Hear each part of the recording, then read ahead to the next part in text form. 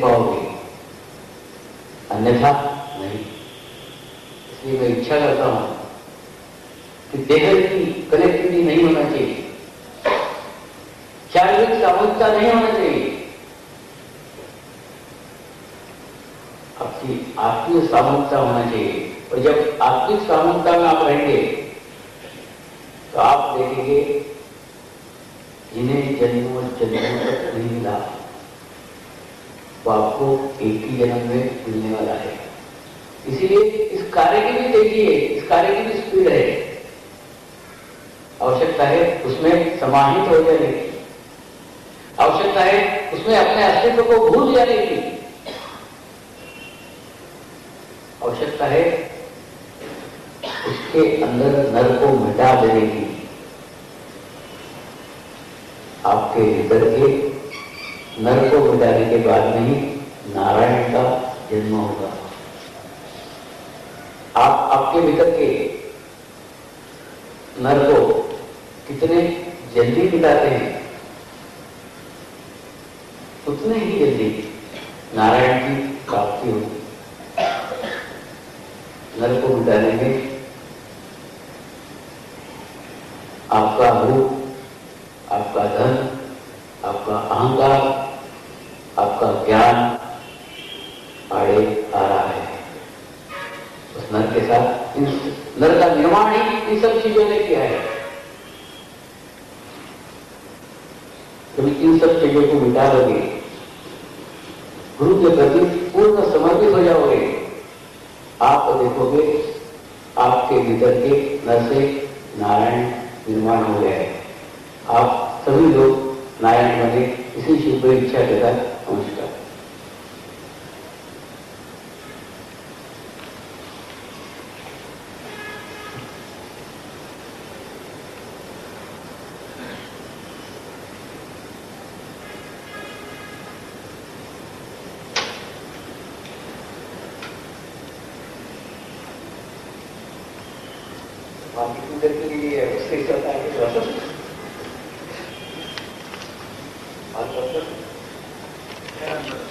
खाना बदलता ही रहता है, कभी बदले कभी बदले।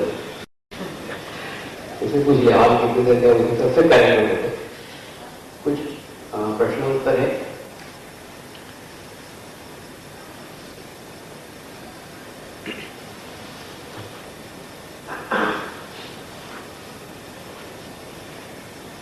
महानगर के लोग ज्यादा ही प्रश्न पूछते हैं।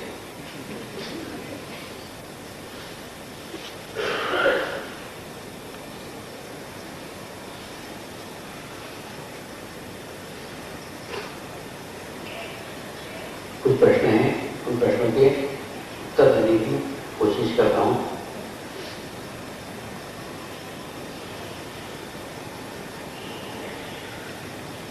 लेकिन उत्तर पूर्ण स्वरूप में, सही स्वरूप में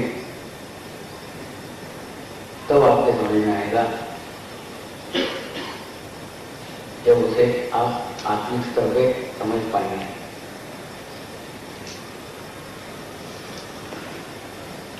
ये कोशिश कीजिए।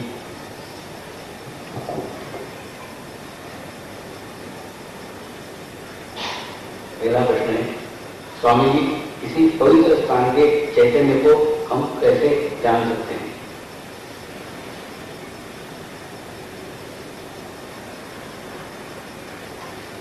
देखिए, एक ऐसा व्यक्ति जिसकी जागृति भी नहीं है, जिसको ध्यान के बारे में भी कोई जानकारी नहीं है, फिर भी ऐसा व्यक्ति उस चैतन्य का अनुभव करता है, सिर्फ उसे जान नहीं पाता है। जैसे मैं भी हाल ही में कनाडा गया था। कनाडा में एक बहुत बड़ा वाटरफॉल है, उसका नाम है नायग्रा फॉल। उसके 4-5 किलोमीटर के एरिया में है, खूब चैतन्य है, तो वहां के अंग्रेजों को तो नहीं समझ में आता, लेकिन इतना समझ में आता है कि शनिवार रविवार अगर वहां मनाया तो बहुत मजा आता है। इसलिए शनिवार रविवार की छुट्टी मनाने के लिए वो नायग्रा फॉल जाते हैं, वहां जाके एक आनंद की प्राप्ति करते हैं, लेकिन वही आनंद क्यों मिलता है ये उन्हें समझ में नहीं आता। वहां इसलिए मिल रहा है क्योंकि सारी विश्व चेतना सामूहिक रूप में कलेक्टिविटी में वहां बड़े जोरों से बहती है। परमेश्वर प्रत्येक कण कण के अंदर है और वो सारे कण जहां एकत्र हो जाए, सामूहिकता में आ जाए, कलेक्टिविटी में आ जाए, तो वहां पर उसका एक प्रवाह बन जाता है और उस प्रवाह का चैतन्य आसपास के 4-5 किलोमीटर के एरिया में उन लोगों को उसका नॉलेज नहीं है, ज्ञान नहीं है, लेकिन अनुभव तो करते हैं यहां जो आनंद आता है वो कहीं नहीं आता। ठीक इसी प्रकार से एक अज्ञानी आदमी को भी, जिसको कोई ज्ञान नहीं है, उसको भी वो चैतन्य का अनुभव तो होता है, लेकिन जान नहीं पाता। तो आपकी तो जागृति हुई है, आपको भी वो जानने की क्या आवश्यकता है। जब एक व्यक्ति को बिना सब कुछ जाने भी जाना जा सकता है, तो क्या आप जान नहीं सकते? वाइब्रेशंस देखने की आवश्यकता ही नहीं है। आपका चित्त, आपका अटेंशन सिर्फ सहस्त्रार्थ में रखिए,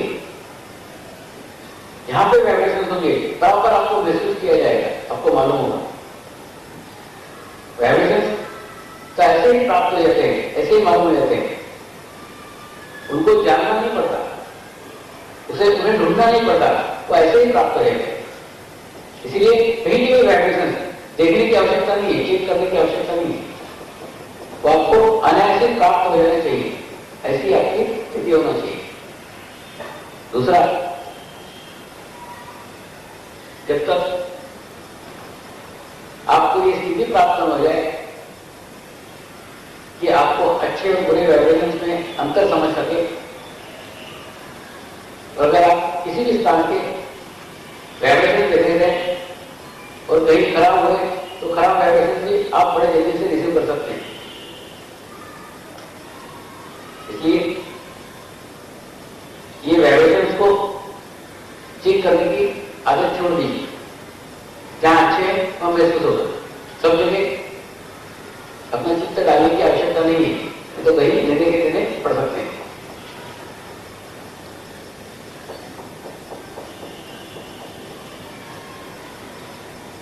स्वामी जी, आप साधकों से किस आत्मिक संबंधों की आशा करते हैं?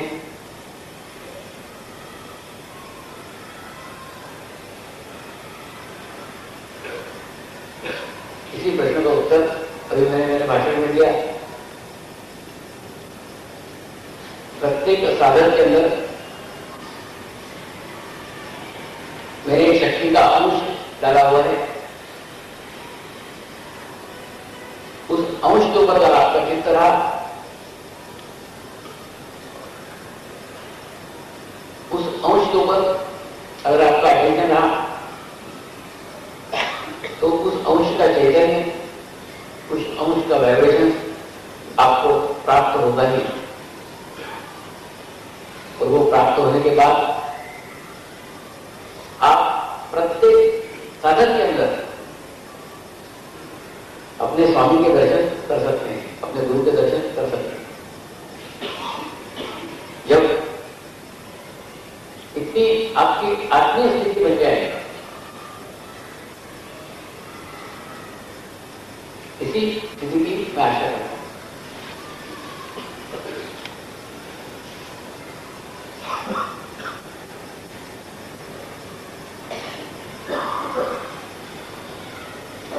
स्वामी जी, आत्मा और परमात्मा में क्या अंतर है?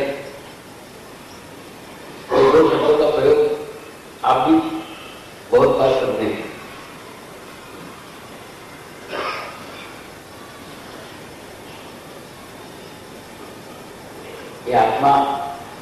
परमात्मा ये विषय बहुत गहरा है।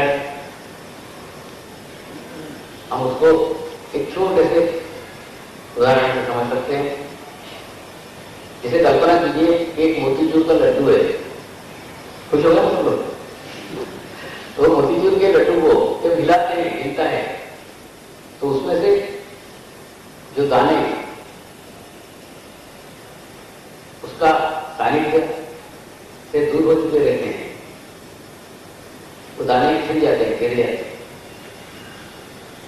और गिर जाने के बाद में उस लड्डू तक पहुंचने की, कस्ते लगाने की इच्छा लेके वो यात्रा शुरू करता है।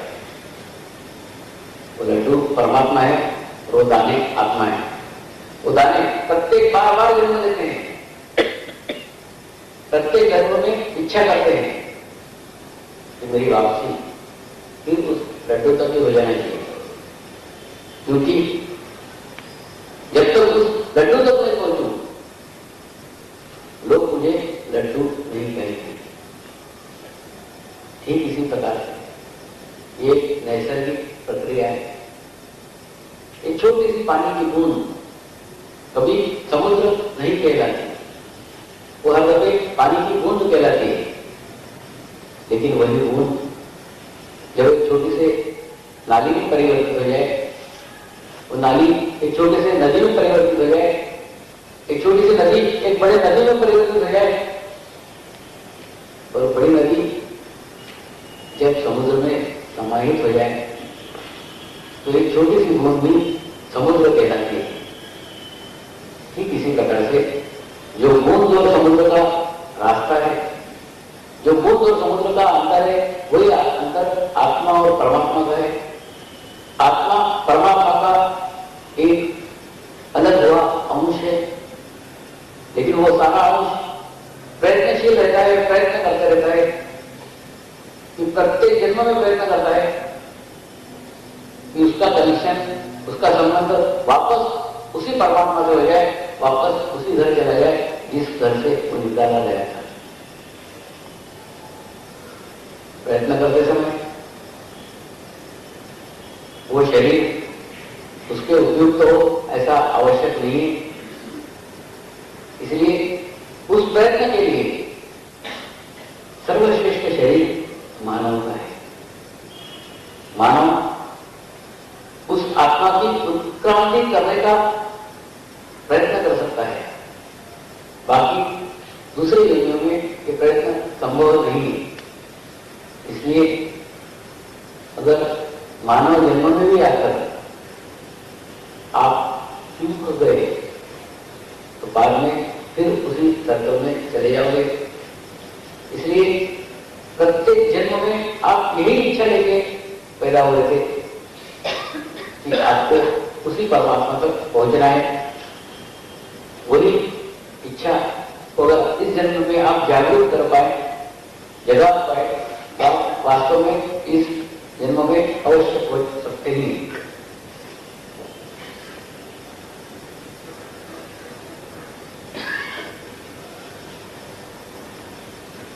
स्वामी जी, मैं यह जान गया हूं कि गुरु कृपा में ही प्रगति है, गुरु कृपा में ही प्रोग्रेस है। आप किस प्रकार से प्रसन्न हो सकते हैं, किस प्रकार से मैं आपको प्रसन्न कर सकता हूं और आपकी कृपा प्राप्त कर सकता हूं, कृपया बताइए।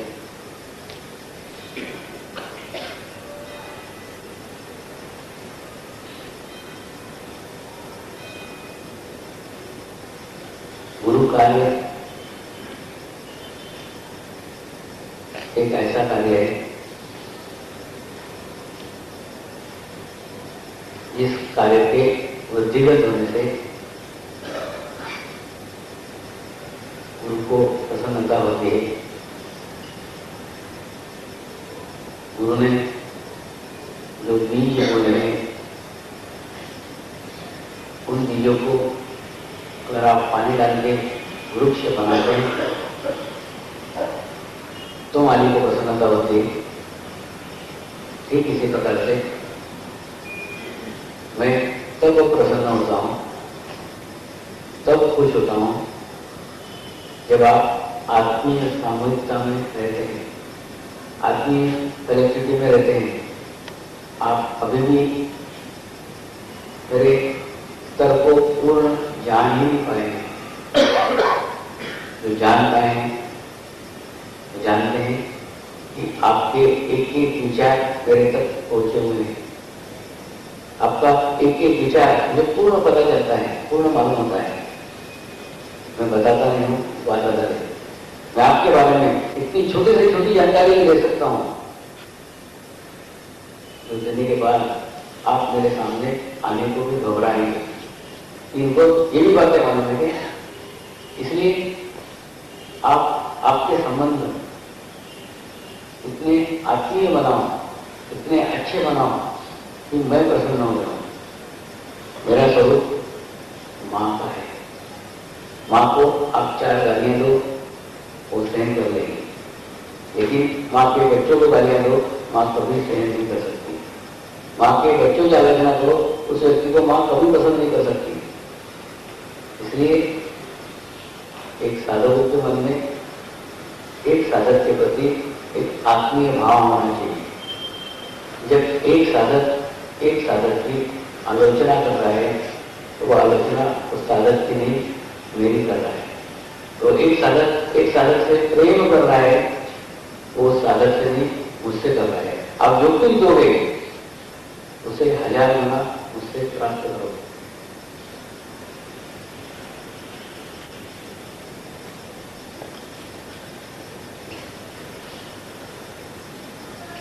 स्वामी जी, मैं एक पापी इंसान हूं। आपके सानिध्य में आने के बाद मुझे सब पापों के दर्शन होना शुरू हो जाते हैं। ऐसा क्यों? देखिए, डॉक्टरी की भाषा में कहें तो सबसे पहले बीमारी डायग्नोस होना चाहिए, पता चलना चाहिए कौन सी बीमारी है। वो जितनी जल्दी पता चलेगी उतनी जल्दी वो दूर होगी। आप समझते हैं आप पापी हैं, वास्तव में आप एक आत्मा है। आत्मा पापी तो पुण्यवान नहीं होती। आत्मा परमात्मा का वो अंश है जो आपके भीतर विद्यमान है। सिर्फ इस देह के पाप आपको मेरे पास आने के बाद, मेरे सानिध्य में आने के बाद इसलिए महसूस होते हैं क्योंकि गुरु एक आईना है। उस आईने में आने के बाद आपको आपका ही स्वरूप पता चलेगा। आपको आपके ही आत्मा के दर्शन हो जाएंगे, क्योंकि आप एक आत्मीय चैतन्य के अंदर, आत्मीय सानिध्य के अंदर आ गए हैं। और उस सानिध्य में आने के बाद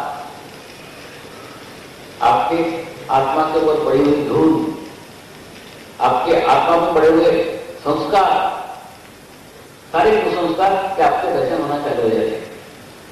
इसलिए उसे घबराने की आवश्यकता नहीं है। ये प्रगति की एक सीढ़ी है। इस सीढ़ी पे आने के बाद आपको आपके पाप पता तो चले, आपको आपके दोष पता तो चले, और इच्छा करो वो दूर जरूर करो।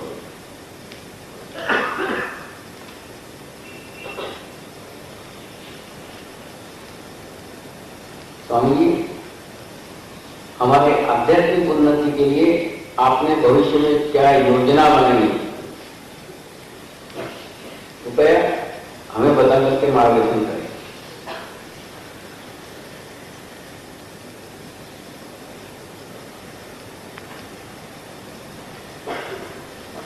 ईश्वरीय कार्य में कोई योजना नहीं रहती, कोई प्लानिंग नहीं रहता। वे इस मार्ग में भी कोई योजना से नहीं आया, कोई प्लानिंग से नहीं आया। पहले तो ईश्वर पर ही विश्वास नहीं था, फिर परमात्मा की शक्ति को जानने की जिज्ञासा थी। और जब अनेकों साल कठिनाइयों से बिताने के बाद जब ईश्वर प्राप्ति हुई ऐसा लगा जो मुझे मिला है वो प्रत्येक को मिलना चाहिए, जो मुझे मिला है वो सबको मिलना चाहिए। उसी इच्छा से ये कार्य की शुरुआत हुई। सिर्फ ये करने से अच्छा लगता है, मन को प्रसन्नता लगती है।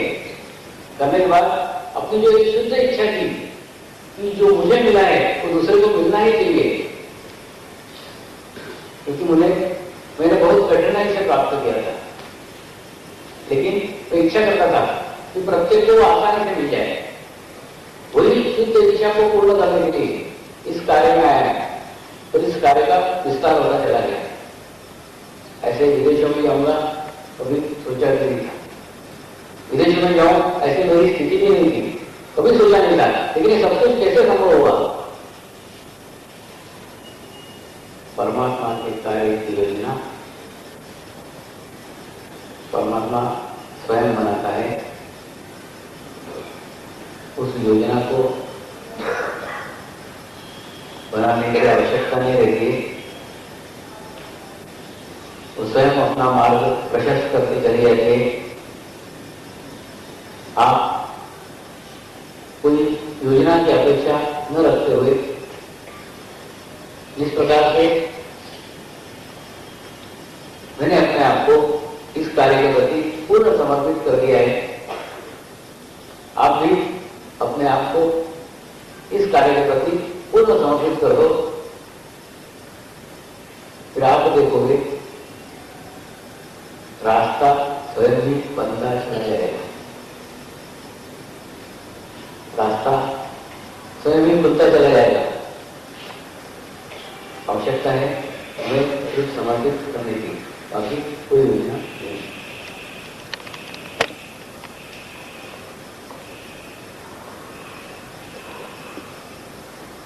स्वामी जी, आप कहते हैं जीवंत गुरु के बिना जागृति नहीं होती है, तो ये कैसेट के द्वारा जागृति कैसे हो रही है?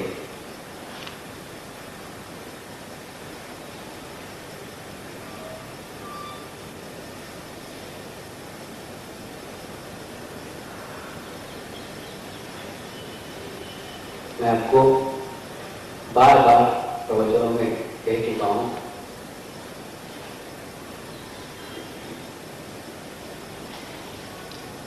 ईश्वरीय अंश की जागृति ईश्वर के शक्ति के बिना हो ही नहीं सकती।